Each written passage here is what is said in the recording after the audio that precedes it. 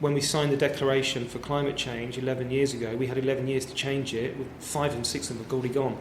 So, do you know what I mean? It's like, we've only got 5 years left before, we're probably too late, if we're not already, and a project takes 5 years. Yeah. So we've got one project left.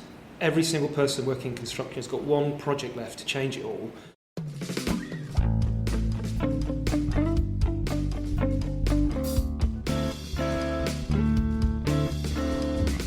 Welcome to the Green Urbanist, podcast for urbanists fighting climate change.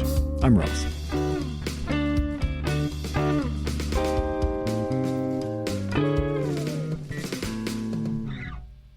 Today's episode is a conversation with Joe Morris. Yeah, hi, I'm Joe Morris of Morris+Company. I met Joe at Morris+Company's newly refurbished office in East London, and I got a tour of their space, which contains lots of models of their different projects that they've done over the years, but also the space itself. Their office is sort of a microcosm of their practice in terms of circularity, reusing existing buildings, and also this really interesting thing about the connection between food and urbanism. And they have this vegan cafe restaurant adjoining and sort of almost semi-part of their architectural practice space. So really interesting. And basically, we walked around the ground floor of their office, and he talked to me about their philosophy and their approach. And there was lots of models around, lots of material samples, and we got talking about we basically spoke about 10 different 10 different projects of theirs in varying degrees of detail. I really wish I was like a YouTube vlogger for this episode, because it would have been great to be able to follow Joe around and see what I saw while I was there. But the next best thing is on my Substack blog. I have a companion post to this, and I've included images and links to all the projects we talk about, as well as images that I took on the day of their office space. So I think this episode, more than any other I've done, really benefits from that visual component. You'll still get a lot out of it if you just listen. Maybe you're on in the car, or you're cooking or something. You can't look at it. But when you get a chance, just hit the link in the episode description, which will bring you to the companion blog post, and have a look through some of their fantastic work and some of the beautiful visuals there. We're here in your fantastic new office in Hackney. Mm-hmm. We're down on the ground floor, which is sort of multi-purpose space. Can you just describe where we're standing and what the purpose of this is? Yeah, so we moved in here about 6 or 7 months ago with a vision to kind of dispel the kind of mystique, I suppose, that sort of architecture and development sort of seems to have for, I guess, the community, as it were. So it's a sort of completely open ground floor space. As you can see, we've got movable screens, fixed screens, we've got projectors, we've got sound, we've got mics and so forth. And this really is a place where we would envisage and allow people to come and to present themselves to other people, to ourselves, for us to present to them, for there to be exhibitions and launches and events and all sorts of things, all really geared around the kind of a global conversation, which is very much a sort of planet-centric one, or a social kind of, sort of about sort of social representation and responsibility. So really sort of driving those kind of, the kind of ESG, I suppose, through this space. As you can see, we've got 2 massive windows, one with our models, the other one did have our models. That was moved out to make way for the Beyond the Box People's Pavilion exhibition, which is a number of schemes which have been designed by young kids and people at school who have an ambition to kind of move through the gears and sort of move into construction. So they've been paired with amazing people like Arup and John Thomas Architects and people like that, and HTA. So we've been sort of, honoured really to be able to sort of put that in the space, and Beyond the Box are cohabiting with us, which is also a part of what we were trying to do, which is to have a space which is more than just us. We're really interested in the moments of kind of chance encounter and serendipity as a means to, I suppose, learn new things and to enrich our sort of, office scape, as it were. So that's all quite important.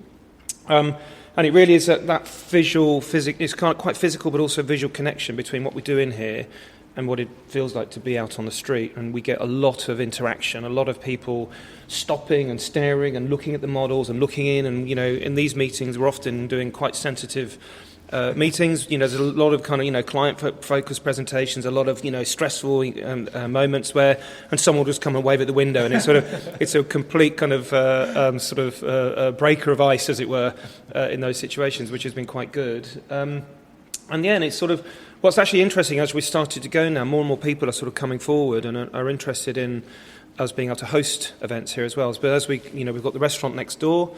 And we sort of set the restaurant up. It's only been open about 4 weeks, and that's been a sort of definitely came after this. But as you can see, we've got a big hole in the staircase that you can sort of see through, a sort of glazed connection, and then a big door there. So the idea being that members of the public can walk into the restaurant and then can sort of flow through into our space. We can flow into their space.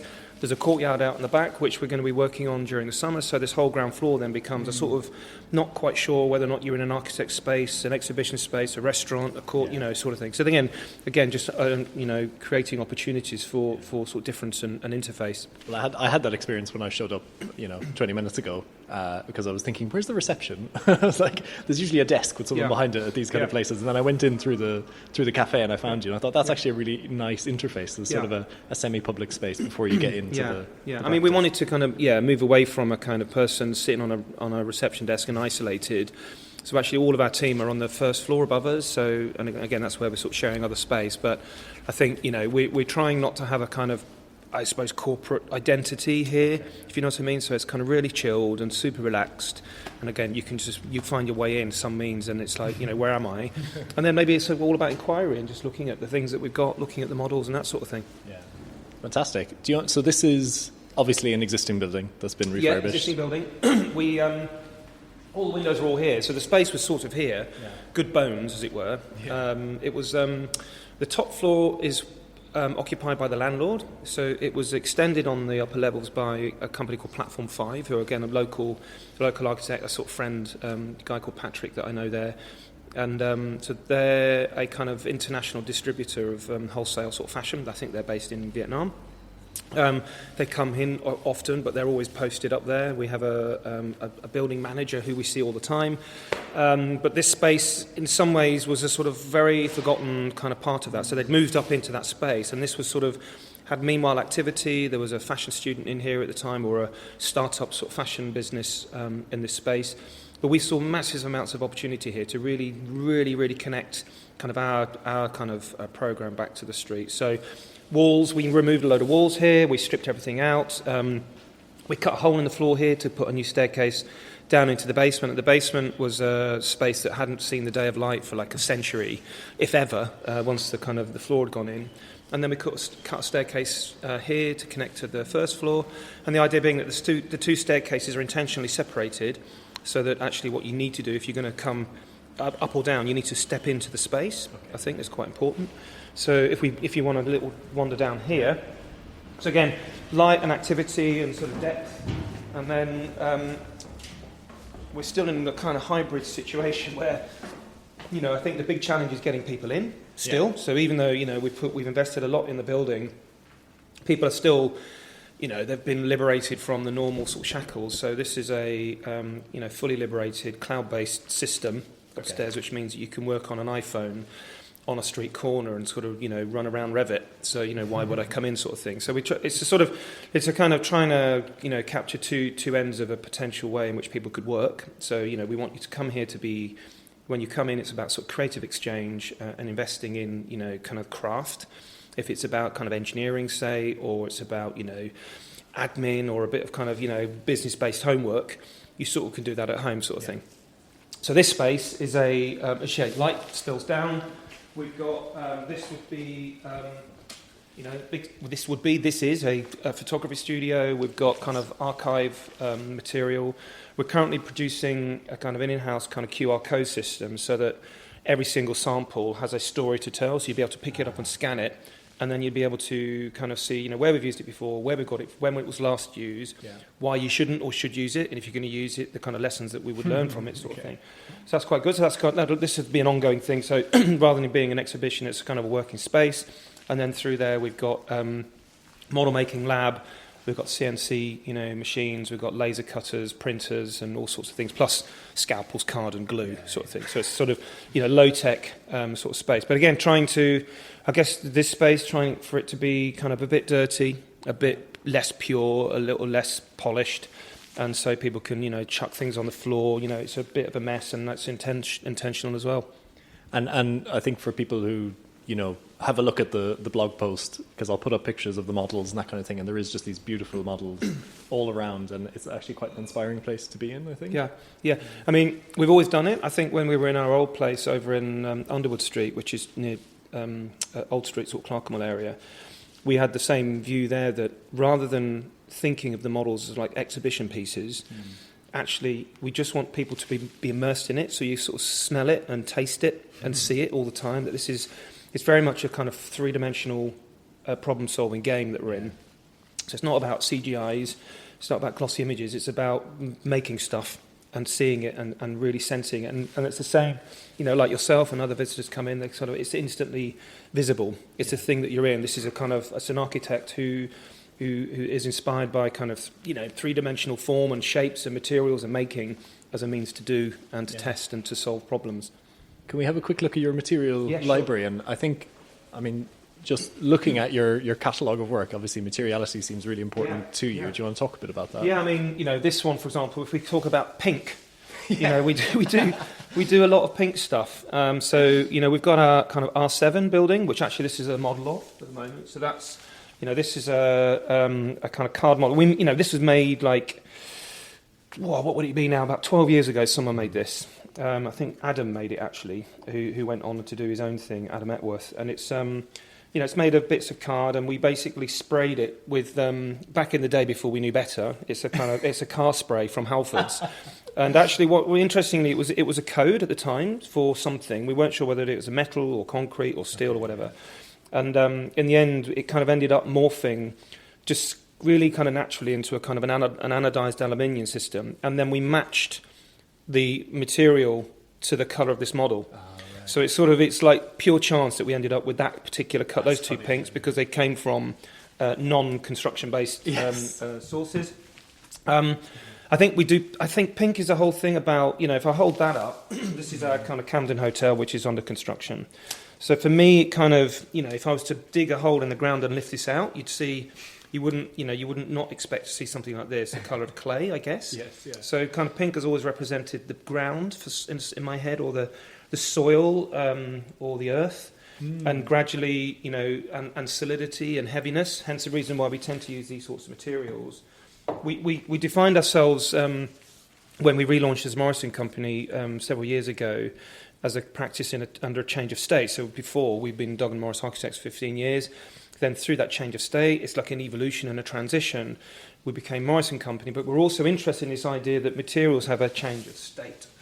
So, here it's the same material cast, but depending on what you do to the surface, the material changes. So it's all about that idea that there's an inherent substance, a kind of core, which is the same, and there's a sort of these kind of treatments that you can apply to something in order to generate articulation. So there's you've got a piece of stone here that is half sandblasted and half it says acid etched. Acid etched and sandblasted, yeah. Or there's all sorts of things. You can bead blast. You use metal, metal ball bearings and whatever, or little sort of pyramids and whatever.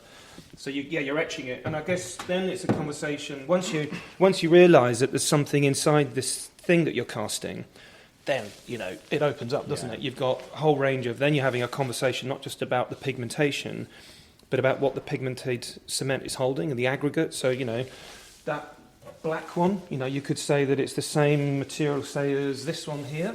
The same pinks, but actually it's the aggregate changes everything. So it's a bit like when you think about a brick facade. It's not just the brick; it's the cement. It's all of that which sort of changes everything. The mortar has a kind of massively profound impact on it as well.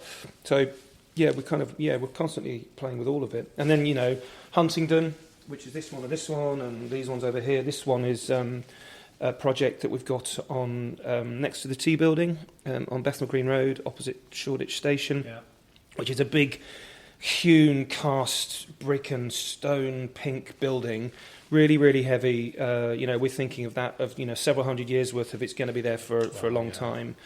Also lots of reddish pinkish tones. So again, it's also, a lot of London streetscapes in grain, the Victorian kind of buildings are all made of this sort of incredibly rich red. So again, the reds in the stone and in the brick are kind of, sort of a favoured material. It strikes me this whole palette we're looking at is very biophilic in a sense. I'm not seeing very many sort of high tech or very polished material. There's nothing. I mean, we like to think of ourselves as a practice that doesn't really, we're not really into what's the terminology, sort of gilding the lily. It's sort of, don't see the point of kind of making something trying to basically specify and design something which is excessive and precious, and kind of frivolous, as it were. Well, I think we're obviously interested in experience, and we're interested in the environment, not from a kind of planet side first, but sort of the experience, this sort of sense of being in something. So this has all got personality, this has all got narrative, but I think we have this really hyper rational approach to things, and the narrative is really narrow, I think.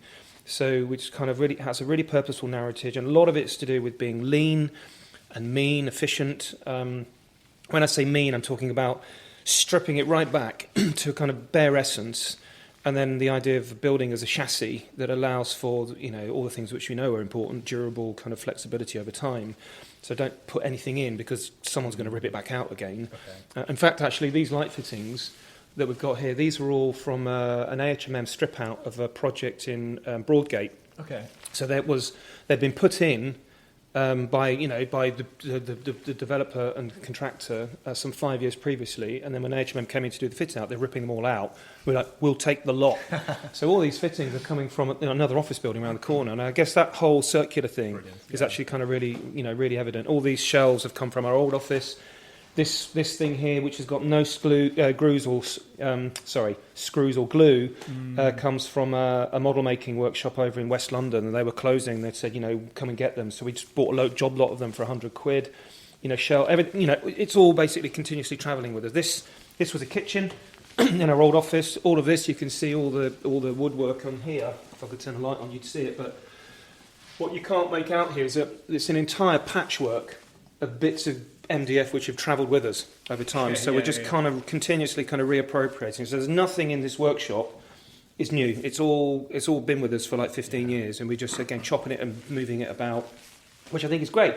And the whole point of it is that becomes an aesthetic. You see that aesthetic. So again, rather than trying to over polish it. In fact, we didn't even draw the joints. You sort of say to the contractor, you just make up your own thing. Make it work. There's the materials. All these sorts of things. I think that should go there, and I think you should use these here.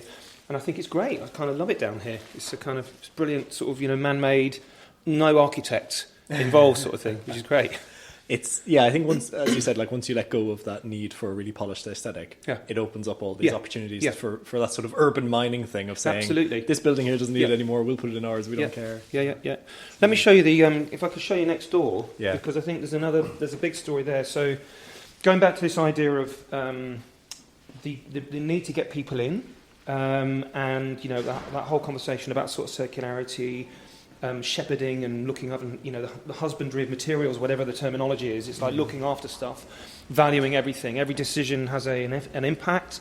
That kind of chaos and butterfly theory that no matter how small, there is an impact somewhere. If you really are in that mindset, then you have to be super sort of careful about those decisions, and really meaningful, and they're really purposeful.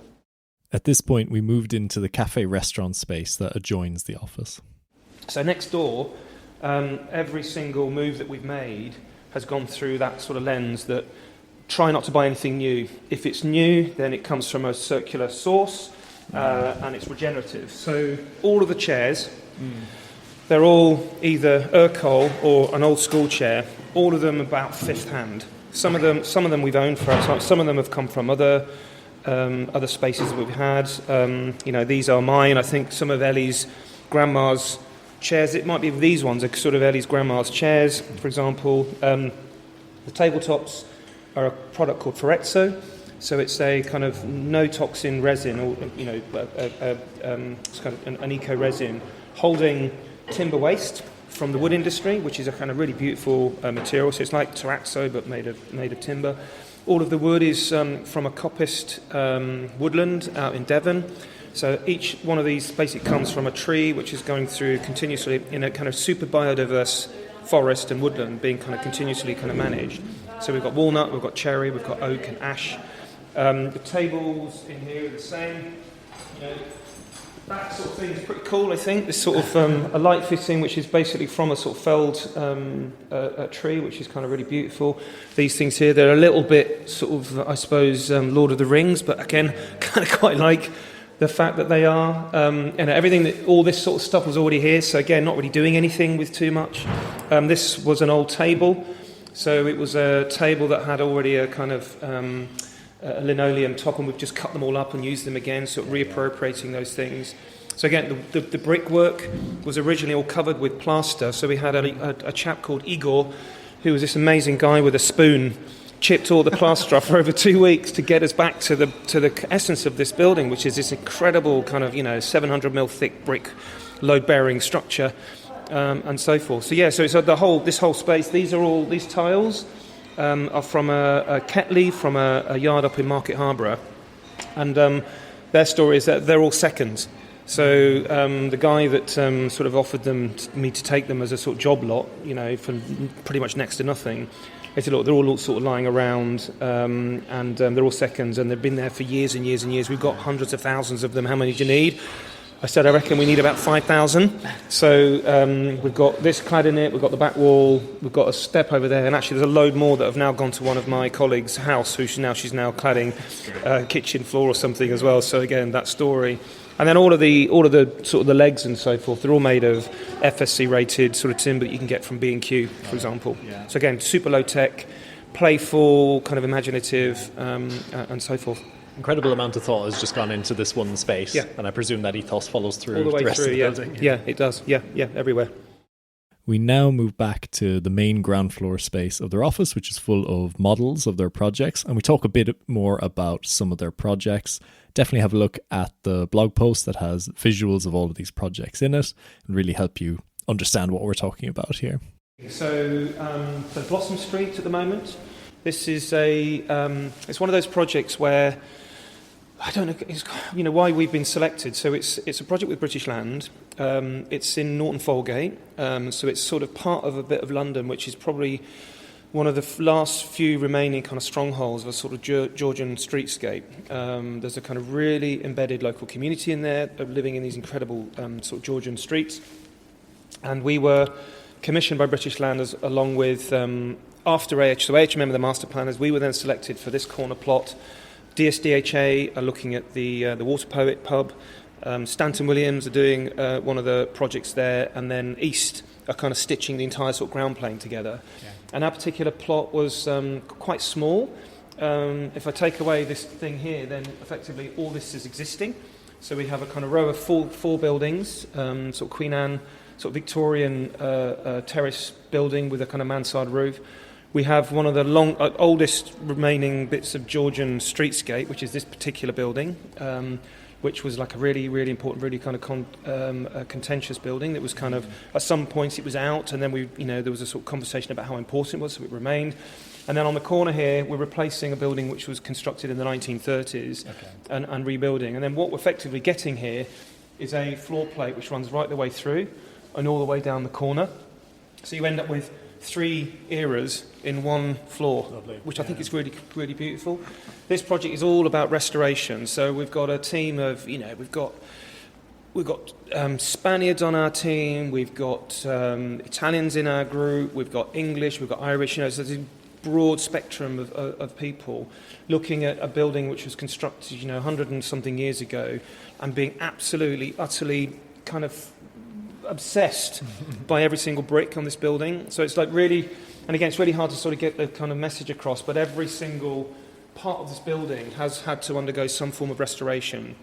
So there's been a lot of conversation about what would the building have looked like, how would it have, at what point was which bit of history are we interested in? Because obviously buildings kind of patinate over time, don't they? There's that palimpsest of occupation and change and material, upgrades and so forth.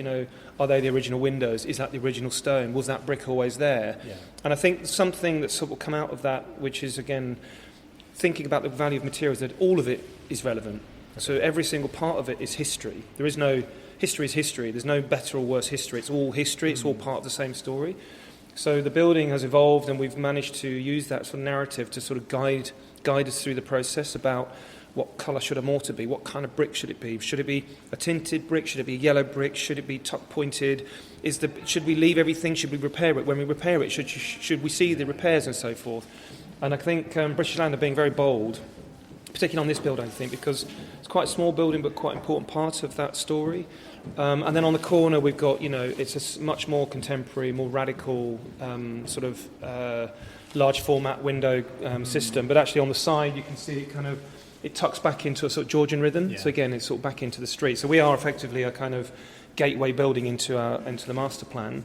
You said there was a 1930s building there previously. Yep. What was the thinking behind, I suppose, or were you able to use any of the materials, or what happened with that had to go? It's one of those things where it's a bit like this building as well, where you absolutely aware of the value of found conditions. So I think what needs to stay, what ultimately needs to go, and I think the issues here were a lot of this conversation is about end product and who's going to be using it, sort of thing. So this is literally opposite here, and down the road you've got the City of London, these kind of massive floor plates. And then as you go further north, you've got T building, and then you go into the heartland of kind of Hackney, and they can become smaller. So you're trying to, or British Land and the team are trying to find a kind of sweet spot on floor plate sizes. So this is subdivisible, but in order to make it work potentially as a single occupier, which is still an option, there have to be certain adjustments in floor plate. So we were able to move these up and down slightly. So all the timber was dry rot, wet rot, everything falling to pieces, brickwork falling, cracks everywhere. So it was like rotten in. So we've rebuilt it in painstakingly. We've rebuilt the roof painstakingly. But this building that was built in the 30s just had so little going for it in the round, and having in this courtyard there's a lot of retained structures, so little in the round, and it didn't really work in terms of the floor levels to make this connection, so it's kind of it was one that was sacrificed in the sort of round, as it were. And it's I suppose, thinking on the master plan level, sacrificing that building means you could have saved these other historic buildings and use them in a much better way. Exactly. And then directly below us is Featherstone building for Derwent, London. So this one, a similar sort of thing. There were buildings on the site before we started. They were already sort of demolished as part of a kind of I suppose a reckoning for the project. It was two separate sites. So we've got site 1 and site 2. Actually, the two buildings were on the site were broadly speaking the same height as this, but the floor plates didn't connect between them as well. And so again, it's one of those where it's beyond a sort of conversation about circularity and materiality and a kind of a sort of a planet bias. Does it stack up? And I guess that's the starting point. And I think for Derwent are a very smart developer. They'd done a number of analyses on this that sort of suggested that the market the investment they were going to put into the project, unless they did something radical, wasn't going to pay back, so there's nothing they can do, and therefore it stays as it is, and it was something they owned, so they decided to demolish what was there and put something back which achieves a sort of net zero through kind of attitude to design, off-site fabrication, that kind of reduction in waste. We've got cast-in cooling into the concrete, so again we're using a kind of super long lag time, but actually we stripped out all of the kind of air movement and sort of technology to use the concrete as a means to sort of temper the space as well, which is quite good. And then obviously we've got a load of sort of biophilic opportunities. So all the terraces are all planted. We've got Bun Hill, which is it's a verdant landscape. And then actually on this roof, on the top of the second building, there was part of the original building had a roof level plant enclosure. And again, sort of thinking through the circularity, we'd managed to engineer it so that the plant didn't need to sit on the roof anymore, which meant we could use the roof for amenity, which is obviously quite important. But we'd already kind of constructed the framework for the plant and actually shrouded it as part of the contracts it was in. So Derwent said, look, what can we do with this thing? We said, well, let's keep everything that's there and what we'll do is we'll slide a timber thing inside it. Okay. So it's really cool. It's an old plant enclosure which has been reinvented as this super precious timber object. And then at the moment we're just about to plant a kind of meadow which wraps all the way around this. So you have this verdant landscape, biophilia, kind of biodiversity, and kind of bringing a bit of nature onto this roof level, which I think I'm really, really excited by. Are you starting to think about biodiversity net gain and that coming in later in the year? Yeah, I mean, we do it as a kind of standard. Every chance that we get, we're trying to find a way of bringing it in and putting it in and designing it and then baking it into the scheme. Yeah. I mean, I think it's good that it becomes a sort of regulation rather than a kind of, it's a simple nice to have, because, we believe in it. It's just getting developers who are basically the purse string holders to kind of invest in it. And I think it's a great way to do it. Yeah. Yeah. Great. Yeah. What else can I show you? This is Goldsmiths College. So this is next to Deptford Town Hall. And it's a really cute little project to build a new community hub at the back of a number of sort of relatively dilapidated Georgian and Victorian properties. So there's a terrace that runs along here. There's a Deptford Town Hall sort of sits here. And as well as kind of converting and changing and adapting all these terraces, a big part of the programme was to develop around 3,000 square foot of kind of community infrastructure, which this building is. So it's a community hub for SMEs, for creatives and startups. And if you have a little look down there, you can see that it's a sort of timber frame building, so off-site fabricated timber, sort of bolted together, sort of biodiverse roof, lots of light coming in the right sorts of places. Building very much on our legacy that we've had with, say, Alfriston School, which is this one here, just run over. So that's kind of one of our older projects, but it was a glulam or crosslam timber frame structure for a swimming pool out in Buckinghamshire. That led on to this one, which is the Wilderness Restaurant, which again is a sort of barrel vaulted prefabricated modular structure in a grid of 4x4. So you sort of look in the mirror, you can see the underside. So again, that's all a kind of timber frame wrapped in a kind of metal jacket with kind of timber inserts. There's timber vaulted ceiling. Yeah, fantastic. Yeah, so what we're doing is we've got a glue lam like that, and then we've got kind of pressed plywood inserts that go into to make the groin vaults. Yeah. Fantastic. It's really interesting to see the lessons learned from each project journey, and then informing the next one. So is the first one you just showed us there in Deptford is very green? Is that accurate? and absolutely. Yeah, so that's it's all going to be clad in green. I think it's a sort of metal jacket, that one, with a lot of timber. This one was clad in again, it's a sort of, it's also that whole conversation, is it just about materials, what I think there's a sort of thing on the inside that's definitely something you can do with timber. I think it's an external thing where it's all that whole story about kind of maintenance and kind of it becomes a lot harder, and I think it's just striking the balance, I think, between the two. That one there, for example, the Seagull House, so that's up in North Hill, the one next to R7, and it's an extension to one of Walter Seagull's buildings, which we didn't build in the end, but we got planning for, and that is timber on the inside, timber on the outside, an entire repeated module of sort of staggered timber volumes. And I think in some ways what we've done there is to basically treat all the timber, but at the same time fix it in such a way that should it go, you can just unscrew it and put another one on, sort of thing. So the technology is like super basic. And Walter Seagull he did the modular housing. He did the modular housing. His whole thing, isn't it, about using kind of the lowest grade of any available materials and sort of bolting them together in a kind of really simple way. So we've dived onto the spirit of that with that project. Yeah, and that's from sort of the 60s, isn't yes, it? That's so right, people have been thinking about this for a long time. It's only sort of coming into the mainstream now. Yeah, absolutely. Fantastic. Yeah. What else can I show you? Let's have a look now. What are your thoughts on? I mean, as a practice, are you moving more away from using steel and concrete and those quite carbon-intensive materials? No, not at all. Actually, I think it's everything which is a sort of fitness for purpose, I guess. So, we know we can't build timber buildings, so no one's building timber buildings. So if we moved away from everything else, said we're going to build from timber, there's nothing gets built, sort of thing. So you can't build tall buildings, certainly housing in timber. Certainly, not many people are going to do it. That's a regulation thing. No local authority is going to commission anyone to build out timber. So that's like you can't have timber anywhere, basically. But in the office sector, the workplace sector, you can. So this particular building, which is up in Mayfield, so this is for you and I and Landsec. We got consent for this about 2 or 3 years ago.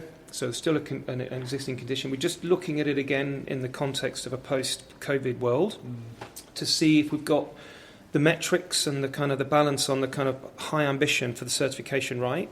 So effectively, let's go higher on everything. But the spirit of it is still the same. And actually, what's really interesting about this building is it's like a castellated steel structure with large format mass timber planks as a floor finish between them. And that kind of creates a kind of abundant amount of flexibility, but also a super lowered carbon footprint. So we're just back in the saddle on that one. We've been waiting for years and years and years, and excited by it. And a big thing here is, landscapes, biophilia, loggias, roof terraces, a new river, a massive new park that they've just delivered in Mayfield. It's the first park in 100 years in Manchester. I think they got a £23 million grant from the government to do it, and it's epic. And we get to build a store in this ground floor. This model's falling to pieces. A store in this ground floor where, as a workplace, it's more than just kind of efficient kind of floor plates. It's actually, there's a certain thing on the ground, a thing we've called Office Plus. So it's a sort of free-flowing program of other things which basically, conjure and nurture interaction and casual encounters. We now moved into a meeting room to sit down and talk about Joe's interest in the interaction between architecture, cities and food. I think 6 or 7 years ago now, I sort of turned vegan. Okay. And Ellie and I, my wife, is also an architect, trained. We both turned vegan at the same time, and that kind of took us on a journey. And it wasn't something that it wasn't like the intention wasn't to go on a journey. The intention was to sort of go vegan and see if one can do it. And it took 4 or 5 weeks to sort of go through a kind of cold turkey in many respects, because of all the your macrobiotic kind of the makeup culture of your gut is only there because of what you put in. So if you're putting lots of dairy in and lots of meats and so forth, then your gut's expecting it. So when you go through that change, there's a sort of chemical balance, and it really does send you a little bit kind of doolally, I suppose. And then you sort of come out the other side and you feel liberated. And I think then you crave kale and spinach and all sorts of things, which is generally kind of what the diet is. And I think once we've gone through it, then you sort of go on a slight journey, start reading about it, start thinking about recipes, kind of things you should be eating. And then before you know it, that kind of spectrum widens a bit, and it kind of then definitely dovetails into how I think we're all thinking as architects, I suppose, in sort of shorthand, who are basically signing declarations for climate change. So we're all saying, we're declaring there's a climate emergency, therefore we're going to invest in technologies which are to do with, low carbon concrete specifications, standard steel sizes, reduced grid sizes, passive house standards, and at the weekend, i.e. eggs, meat, fish, and dairy. And a thing that's always gone through my mind is the kind of, it just seems perverse to think about how many people are doing that. We're all trying to change things, and buildings take 5 to 10 years for it to be constructed, and there are many thousands of people involved in a building. And if we're all trying to design a kind of low impact building, but at the same time eating in a kind of high impact way, it's like, well, all the work you're doing is just being undone. You're just doing it without realising it. So the sands of all your effort are just dissipating. So you're at net neutral somehow. Do you know what I mean? It's one building and many, many thousands of meals, probably kind of adding up to something similar. The carbon footprint of a box of Kellogg's cornflakes is actually quite big, sort of thing. Imagine, yeah. So, and obviously you've got people like Caroline Steele, who's talked about the way in which cities have evolved over time through the movement of produce, whether it be live produce, going back several hundred years. Think of Smithfields, where you're moving cattle and sheep into the city. That's all we all know about that. Through to the way that boats and the position of the Thames and how how abundant the kind of the Docklands was and the kind of centre of London for trade. So you think of all those sorts of streets where they're all named after some silk or some grain or some spice or bread or whatever. So they're integrated, aren't they? They're synonymous with one another. They are effectively, you know, how we grow food, how we feed the city, the evolution of the city, and street patterns are kind of all in one and the same kind of thing. So next, and again, it's like in a very, very small way, next door, and this is kind of trying to have that conversation about how do we bring those two disciplines back together. So next door is a plant-based restaurant, but it's more than just that. In the same way that we're thinking about architecture, it's about zero waste, it's about local sourced produce, it's about seasonality, it's about the kind of the ethics of employment and people. So how, you know, a bit like, I guess, architecture of old, it has a kind of reputation for being toxic in terms of the culture of bullying. The restaurant industry is exactly the same. So if we're over here talking B Corp and trying to change the way that people are looked after, mentored and trained, we're doing the same next door as well. So effectively it's the same conversation across two different disciplines. That discipline feeds this discipline feeds off that discipline as well, in terms of, you know, thought processes and the opportunity to kind of, you know, coagulate together the same story. I think all of that sort of that interface is so critical, I think. So yeah, we see them as being kind of, you know, really, really interlinked. And I think over time, you know, as I said, this ground floor space will be a place where you know, those two stories will become completely intertwined and become one. It's really interesting because there is a big, I think, tricky conversation about sort of personal responsibilities versus the kind of wider impact you can have through your work, through your career and that kind of thing. And I think it's really interesting to see all the sort of, I mean, we all do this, we all go through these sort of mental gymnastics of things. Like I have a friend who's vegan and also drives a Land Rover because he feels like because he doesn't eat meat, that's kind of okay.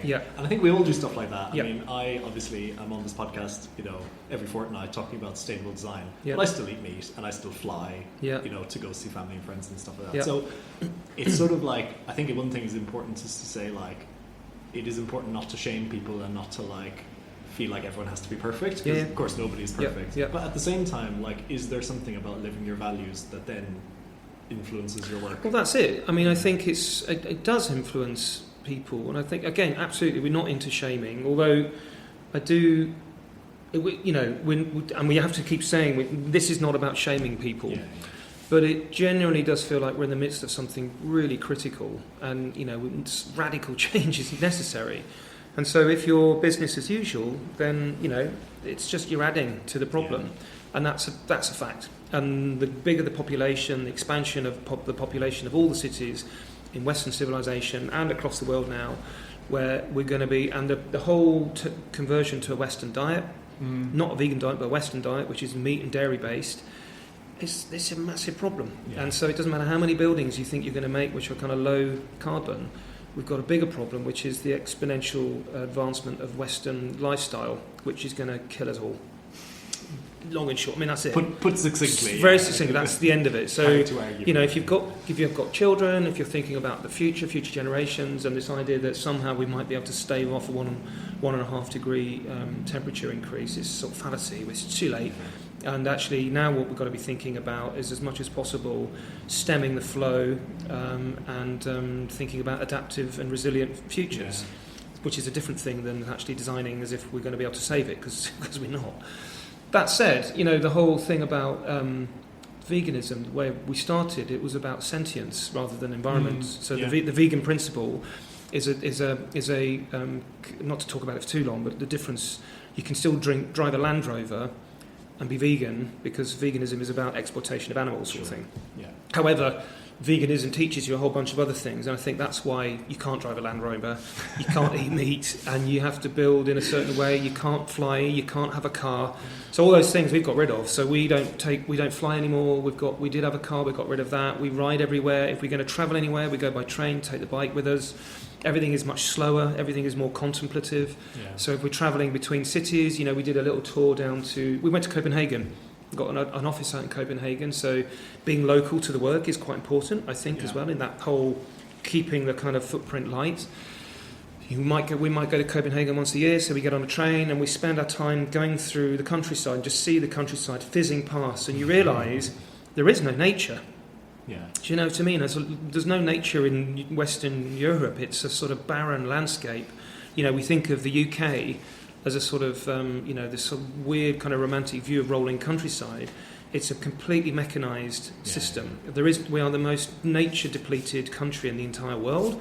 There is no land mammal left that really kind of roams in it. So it's like it's destroyed. And I think so. And the only way to change it, again, I'm trying not to talk about veganism if I'm honest, but I do think a plant-based. A plant-based culture allows for vast tracts of land to be rewilded. Again, within a 15-year time span. So I'm sort of in that headset that if I can influence people in a positive way, so we do it through this, we can show you that actually eating plants is pretty cool and it's full of flavour and you don't have to waste anything, and if you do, it goes back into compost. We can create a circular system there and it's really tasty and we have a lot of fun. That's not shaming, that's just influencing and showing that there is positive.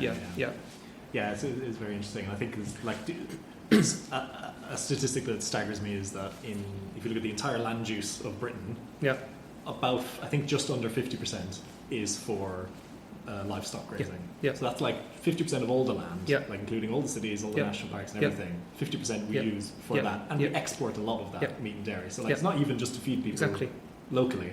So I think it's that thing. Once you start thinking about, even if you do still eat meat, if you're not ethically against that, I think there is a spatial dimension to this where you're like, well, if we want more nature, more wildlife, rewilding, if we want to be growing timber for the construction industry, all these things, like we need land. And the thing that's taking all that up is raising livestock, largely for profit rather than as a means of subsistence.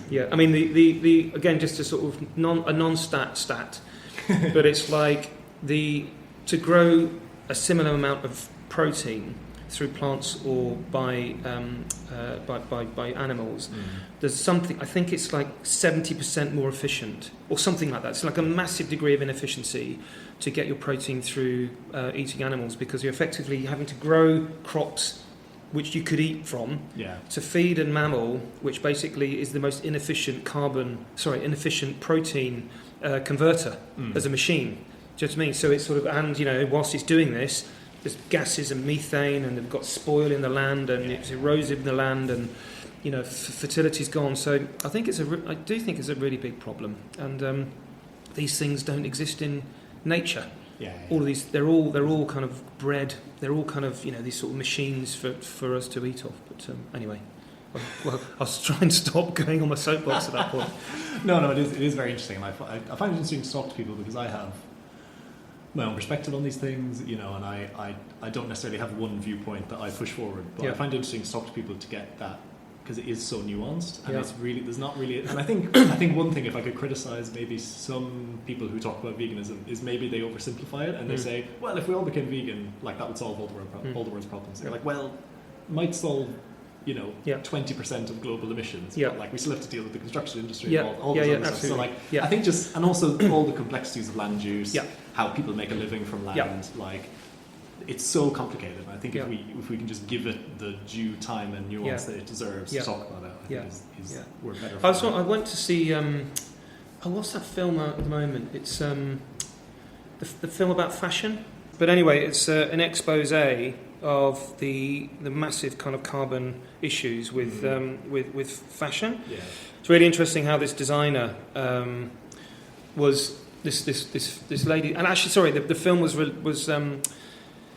the footage was recorded in 2018. So actually, when you watch this film and you realise, we're 5 years later, that the messaging in it is so, it's like one of those, wow, this is like so offbeat right now. This is so behind the kind of the curve already, based on what we know. So she'd decided that in terms of making clothes, that she was still in this kind of linear economy. So her view was, and it just goes to shows you just how it's like with the best intentions, I think, and I'm really happy for any viewers or whatever listeners to sort of convince me otherwise or to correct me. But I think if you're thinking through a linear economy, then the starting point is wrong. Yeah. And I don't believe that cotton growing could be viewed as regenerative, or the wool industry could be viewed as regenerative at all. We know that the wool industry involves kind of, again, back to a vegan discussion, but on an environmental level, it's a completely kind of hazardous, rearing sheep is a biohazard. And, there's a whole thing about, the ethics of just keeping animals for your own purposes, and ultimately they go in a bin, they get turned into food at the end of the day. So it's like there's a whole kind of murky thing over there about, wool. Yeah. But the way they describe it in the film is it's a natural product. Well, it's used in an unnatural way, and it's like you haven't consulted the lamb to ask them whether they're interested in all this. Obviously, they can't speak, but I'm sure they wouldn't want to give. And they're already an aberration. They've been bred to kind of grow fleece in a particular way. So the whole thing is just like, well, it's not natural. It's a version of nature which has been kind of manipulated. And then cotton involves, it's a monoculture. Involves spraying, involves people of lesser economies picking cotton. Yeah. So there's a whole kind of ethical position there, and ultimately what you're still doing is you're still making stuff that ultimately finds its way into a bin, into a landfill.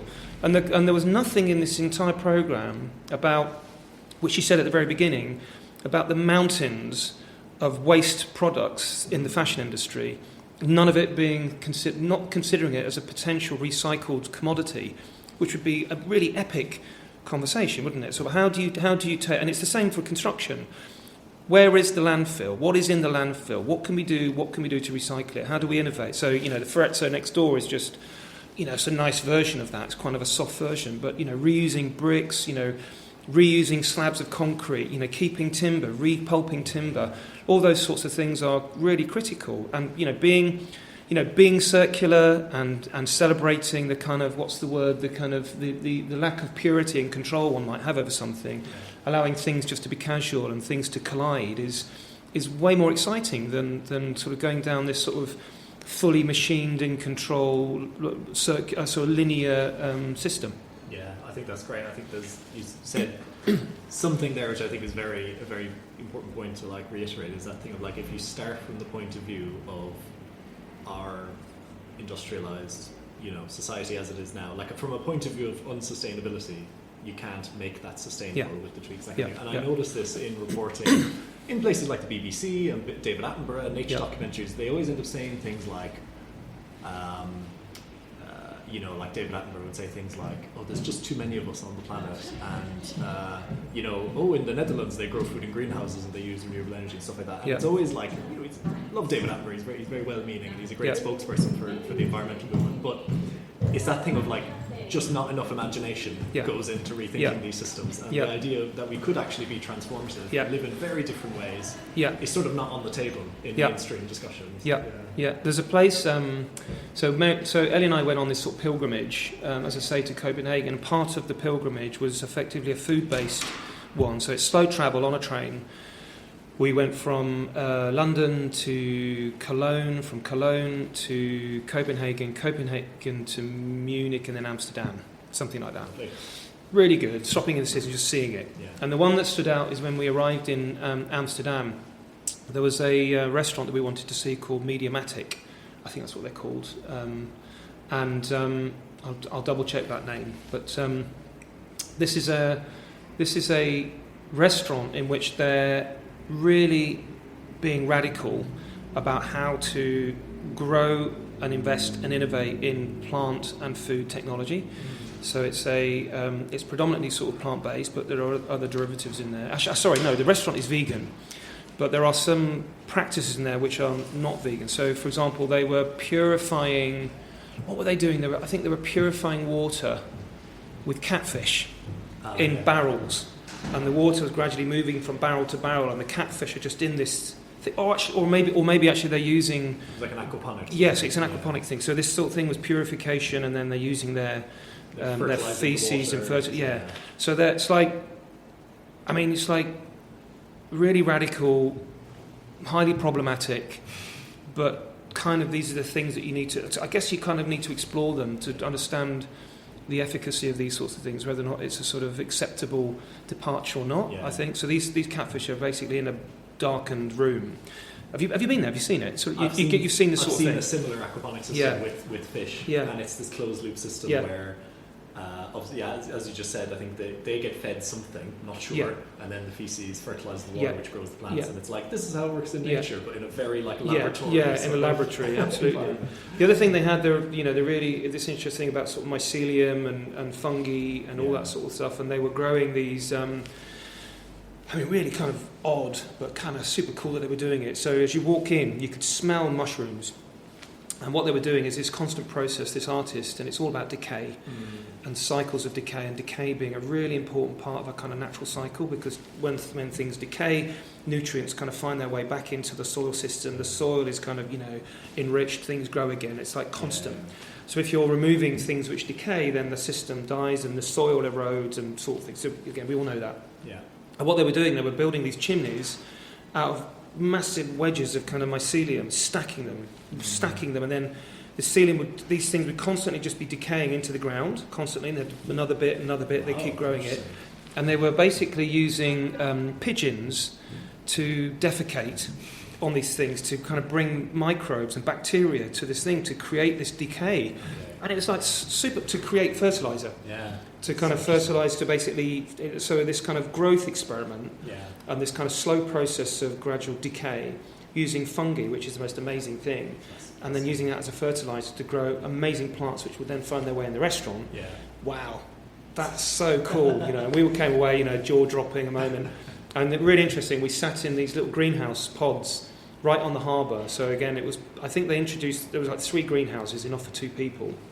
And I think they introduced them during kind of 2020, 2021, when COVID was rife, and how are we going to feed people? You put them in little bubbles, see them on the harbour, but actually they've kept them. So we sat in this little greenhouse, and we were fed this multiple courses of just the most exquisite food, all plant-based, all grown on site, using either the catfish kind of fertiliser or this decaying pigeon mushroom thing. With this, as the light descended, with the kind of the lake sort of lapping up against it, it was just the most magical moment. Really, really cold. There was a candle in there to keep us warm, and I guess it's just that whole idea that just the way that you can reconnect with these processes, you can really elevate. And if you take time, you really kind of reinvest in understand the value of things. So.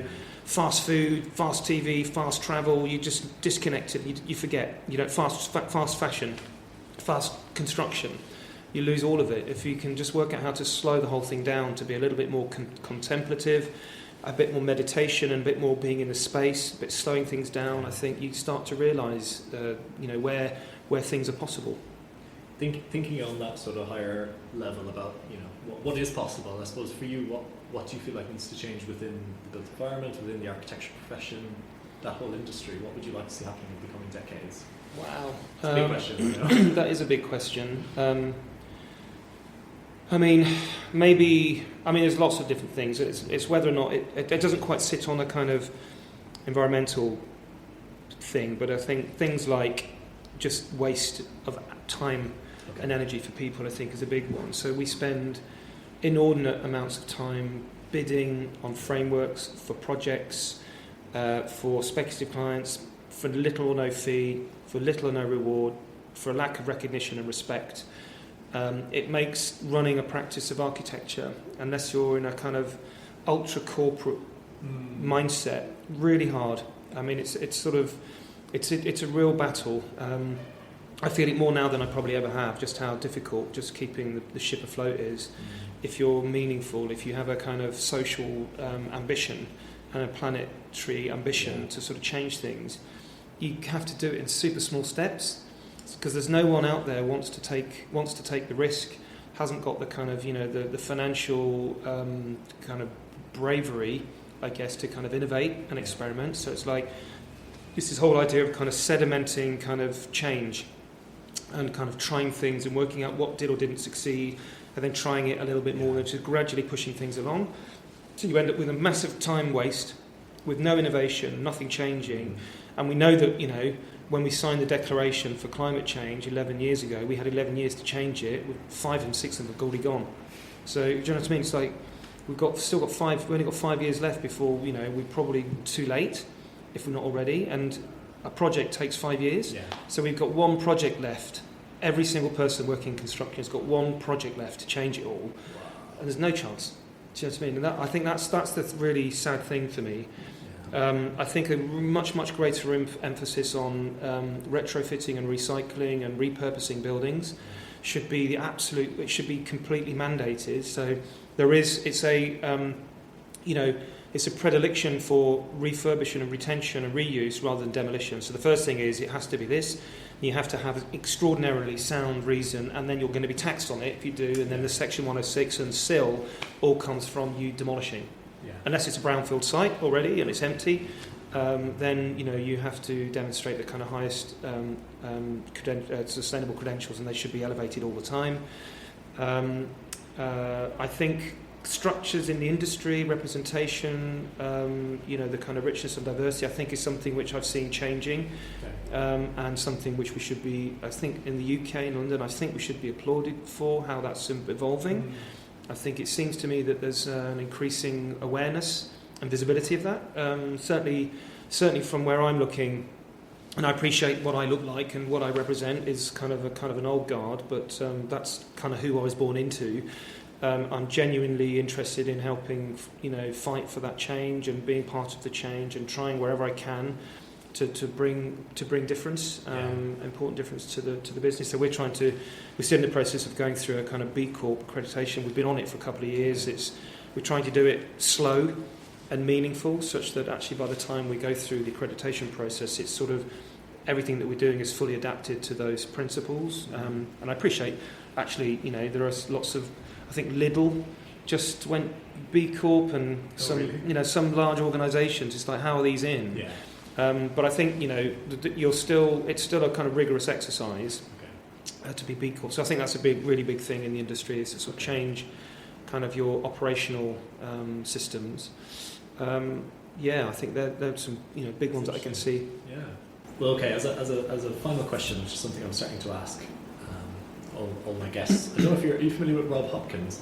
No. The founder of the Transition Towns movement. He wrote a fantastic book on the importance of the imagination in tackling these big societal problems that we have. He was on the podcast a couple episodes ago. And he said he asks this question on his own podcast, which I've stolen from him. It's so good. Which is imagine you're going in a time machine forward, we'll say to 2050. Yeah. And we'll say, imagine everything we talked about here has come true, and we've taken the steps necessary, and we've done what we had to do to tackle climate change, tackle inequality, all these kind of things. Like, what does the world look like for you? What does success look like? And if you could describe that for us. Wow. Because I think everyone most people haven't thought about this. Yeah. And so in a sense we're always running away from a bad idea of what the future will be. Yeah. And what we want to be doing is running towards a good vision of what it should be. Yeah, so what do we think the good version of future might look like? That's an interesting question.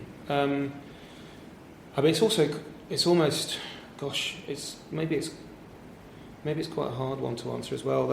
I guess, what are we fighting for? More. I think the whole kind of connection. I guess the big one here for me is just how do we reconnect with our role or our purpose within a natural cycle. I think for me it's just the overarching one. It feels to me like everything that we do is about our ownership and possession of kind of a finite level of resources, be they kind of animal or material or mineral, whatever. It sort of feels like we have created this culture, this system in which we believe we are the owners of all of this, and therefore there's nothing. It's very difficult to understand how to check that process. So I guess in the future, could one imagine a system in which we can find a way, the kind of what's the bill? It's the kind of what's the bill called? It's the Bill of Human Rights or whatever, which is quite an interesting. If you think about it, it's the problem somehow that humans have a right to the following, and it's like, well, what about the rest of it? what rights does everything else have if actually humankind is the most important, or deemed to be the most important kind from our own self-perspective? So it's finding, it would be amazing, wouldn't it, if in 30 years' time, which I doubt, but let's just say it is, that somehow there's a new charter which sort of describes that we are subservient to, at best, or at most, say, or at least, or whatever, to kind of natural cycles, and that becomes the more important thing. So you think about the new that treaty that was written 2 days ago, which took 10 years, about how we manage the oceans. Okay. And I don't know whether you saw that, but what I hadn't realised is that we're 70% sea, and of the 70%, 1.2% of the sea, of the high seas, was protected. Wow. Which is like nothing. And this treaty, which has taken 10 years, seeks to protect 30% of it, which is sizable. And what they're saying is really interesting, it's one of those things where you've just got to keep wrapping your head around, is that, we're landing people on other planets. So we've travelled to the moon, we're trying to get to Mars, there's all this other kind of out, and we've got telescopes, Hubble telescope and whatever, looking super, super far away. And yet there's an estimate of some millions of species of animals that live on the bottom of the seabed that we haven't found yet, that will be dead before we get there because of the way that we look at, the way that we view the natural resources in the planet. Yeah. It's destructive. The thing about that fashion film, and it gets one of those things like, God, yeah, that's a real problem, isn't it? If you're buying polymer-based or fibres made from man-made technologies, every time you wash your clothes, microplastics come off. So I didn't even think about it.